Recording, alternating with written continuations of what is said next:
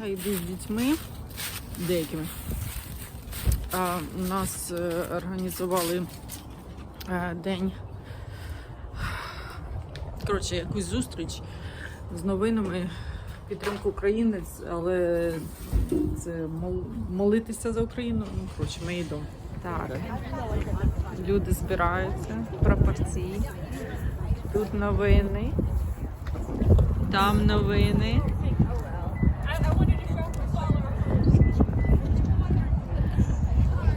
Цієї церкви. There's a cap. Yeah, there's a news, baby. There's another little girl with a flag. Can I get kind of? What? Can I get kind of? Вирішили, що ми йдемо всередину. У мене вже новини інтерв'ю взяли, не знаю, що я там намлялякала, щось налялякала. Прохолодно на подвір'ї.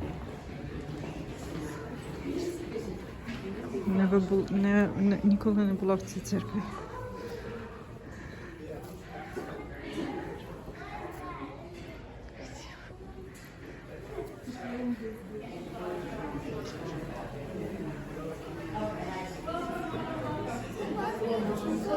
I want to get my trick on fire. Чашик сів наперед.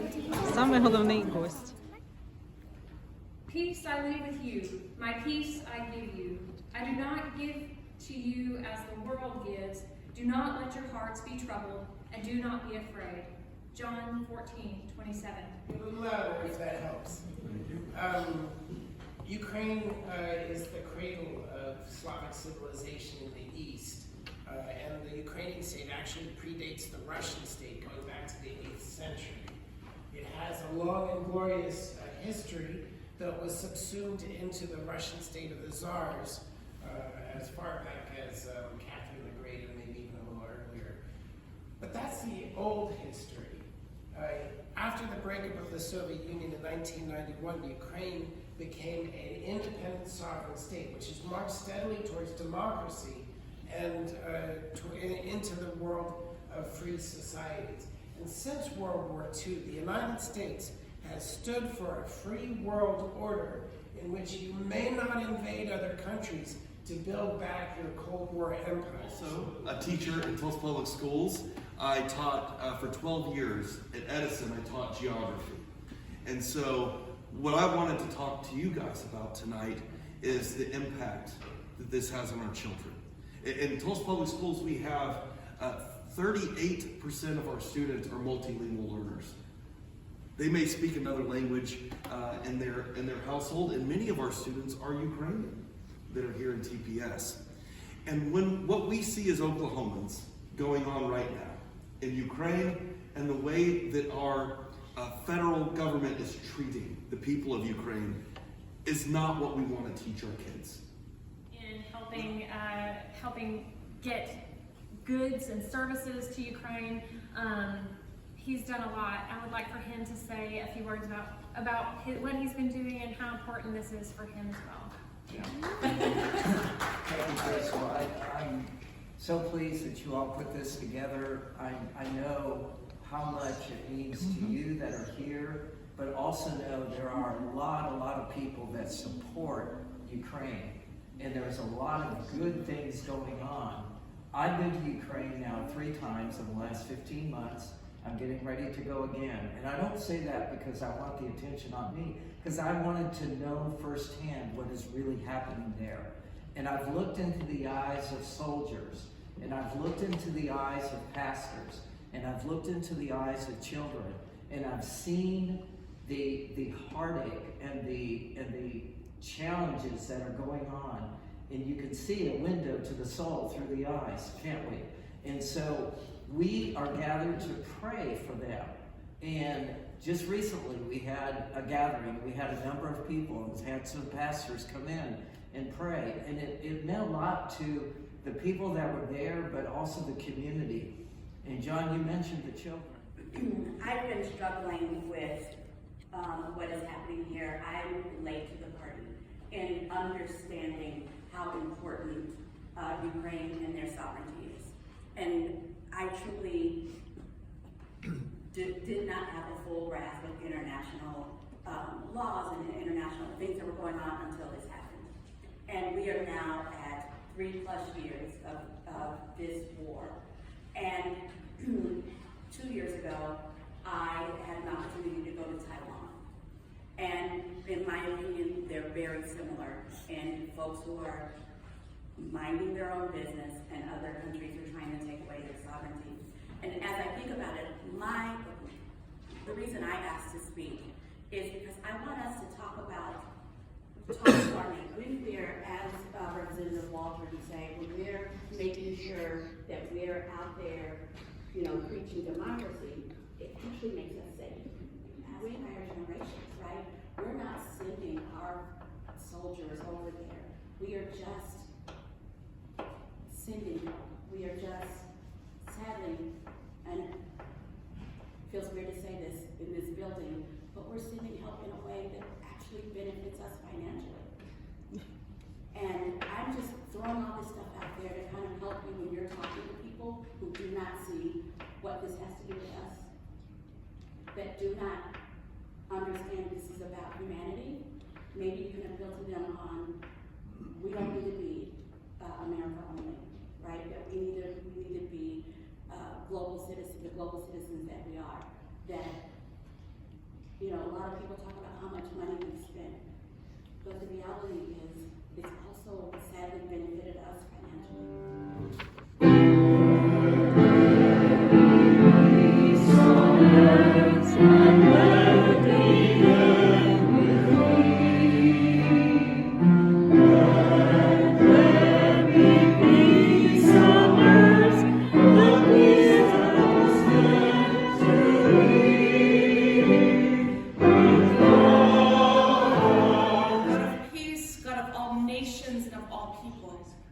Our hearts are heavy with the sound of violence and war, and we grieve with you the needless violence. So God of peace, Hear our prayer. Years ago, you choose Ukraine to enlighten this nation with the light of the gospel. We're grateful that for many centuries, our people have followed your commandments and carried the good news to other nations of the world. Many times, God, you have helped our people endure wars and trials and rise again, renewed and strengthened. And now, in these critically difficult days, I pray that Ukrainians will not lose hope in you. Lord, strengthen the spirit of Ukraine's leaders at all levels, government, military, and civilian, filling them with your faith and wisdom.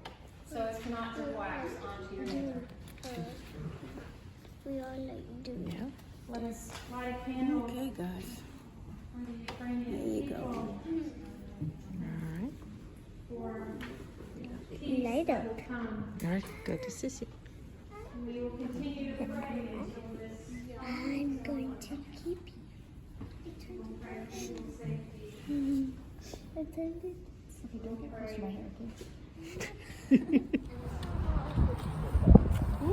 Yay! 10 o'clock, some people in Tulsa showed their support for Ukraine tonight with a prayer vigil. Thanks for joining us. I'm Craig Day. And I'm Lori Fulbright. As the war in Ukraine continues, many Ukrainians living in America say it feels like they're living in uncertain times.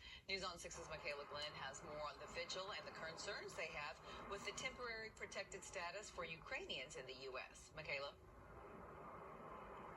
Lori and Craig, people here at Boston Avenue Church tonight say it was a powerful moment for those struggling with the ongoing crisis in Ukraine and those worried about their legal status here. Many times, God, you have helped our people.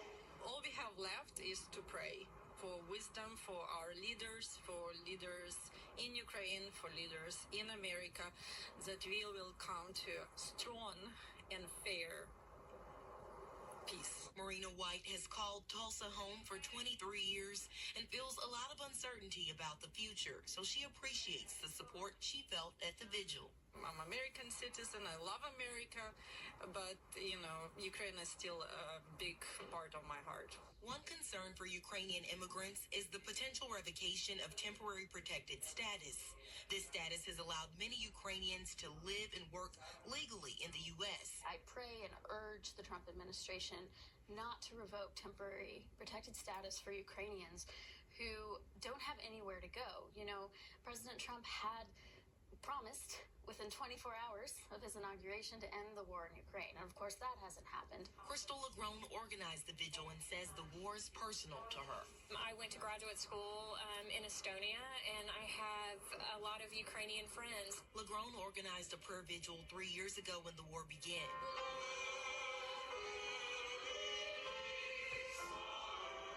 When the war broke out initially, I was like, I'm going to do something to show my friends I care. And 3 years later, I feel like I need to keep doing that because the war hasn't ended. She says the goal of tonight's vigil is to remind people the support for Ukraine in Tulsa remains unwavering. Craig. Live in Tulsa tonight. Michaela, thanks. Так, хочу закрити цей влог, що я зараз випускаю, і це вже понеділок.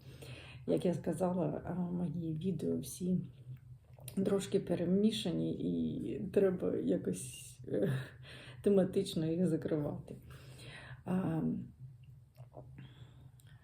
Мені дуже було приємно, що американці це робили у підтримку України, що вони зібралися, що ідея була американки.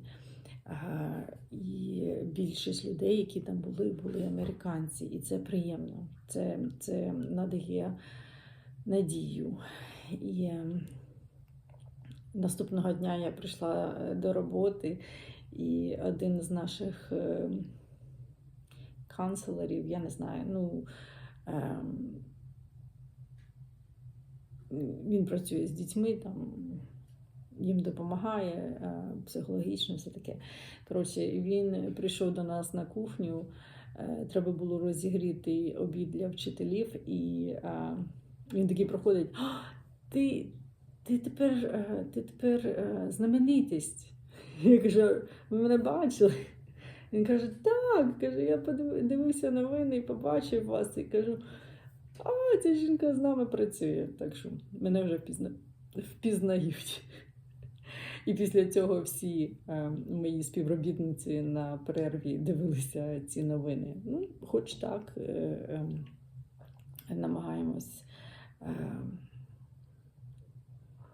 намагаємось робити так, щоб про Україну не забували. Тут навіть не те, що не забували, зараз тут, щоб дивилися вірним шляхом. Бо те, що зараз відбувається на рахунок України, те, що говориться, мене дуже занепокоює. Я ще стільки російської пропаганди не чула в Америці, і це дуже мене хвилює. Продовжуємо вірити, продовжуємо молитися. От, знаєте, жіночка, яка організувала цей захід, вона демократка. Ви знаєте, що я республіканка. І ми з нею побалакали після цього заходу, і я кажу, я їй подякувала за все, і я кажу: ви знаєте, що зараз такий час, що був час, коли люди полагалися на демократів і сподівалися, що вони зроблять щось дуже потужне, що допоможе Україні. Пізніше люди полагалися на республіканців, думали, що Трамп зробить щось, що допоможе. І ми бачимо, що це явно щось не то, що ми мали на увазі. І зараз кажу, це просто, я розумію, що ми полагалися взагалі не на те, що треба. Не на людей треба було полагатися. Все, що залишилося зараз, це чисто а молитися Богу. Ну, це в моєму розумінні. Бо треба чудо. Треба чудо. Те, що зараз я типу і розумію, що війні вже час закінчитися, ну...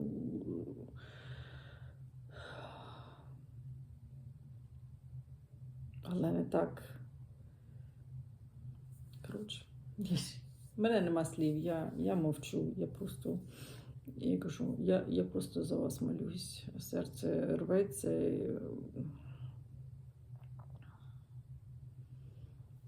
Багато чого не розумієш, ну, і стільки емоцій, стільки, і злісті, і просто отак сидиш, ти в офігенні, і не знаєш, що очікувати.